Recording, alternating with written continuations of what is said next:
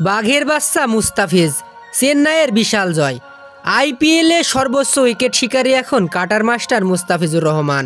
দর্শক, বিস্তারিত জানতে পুরো ভিডিওটি দেখার অনুরোধ রইল। আইপিএলের 46তম ম্যাচে টসে জিতে বোলিংয়ের সিদ্ধান্ত নেয় আসরের দুর্দান্ত ছন্দে থাকা হায়দ্রাবাদ। চেন্নাই ব্যাটিংয়ে নেমে দলীয় 19 রানে ব্যক্তিগত 9 রান করে আউট হন রাহানে। এরপর শুরু হয় ঋতুরাজ গায়কোয়াড় ও ডেরিয়েল মিচেলের ব্যাটিং ঝড়।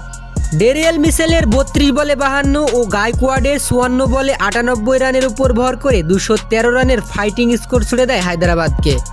বড় লক্ষ্য তাড়া করতে নেমে এই দিন যেন একেবারে খেই হারিয়ে ফেলেন হায়দ্রাবাদ। নিয়মিত উইকেট হারাতে থাকে দলটি। চেন্নাইয়ের বোলিংদের কাছে অসহায় বনে যায় হায়দ্রাবাদের সব ব্যাটার। চেন্নাইয়ের হয়ে মাত্র 27 রানে 4 উইকেট তুলে নেন দেশপান্ডে। কাটার মাস্টার মুস্তাফিজ তুলে নেন মাত্র 19 রানে 2 উইকেট। সেই সাথে আইপিএলের এবারের আসরে সর্বোচ্চ উইকেট শিকারীর তালিকায় আবারও 1 নম্বরে চলে যান এই দিন। শেষ পর্যন্ত চেন্নাইয়ের বোলিং ঘূর্ণিতে মাত্র 134 রানে গুটিয়ে যায় হায়দ্রাবাদের ইনিংস। চেন্নাই ম্যাচটি জিতে নেয় বিশাল 98 রানের ব্যবধানে। এই জয়ের ফলে 9 ম্যাচে 5 জয় নিয়ে পয়েন্ট টেবিলের 3 নম্বরে অবস্থান করছে চেন্নাই। অপরপক্ষে 9 ম্যাচে সমান 5 জয় নিয়ে পয়েন্ট টেবিলের 4 নম্বরে অবস্থান করছে হায়দ্রাবাদ।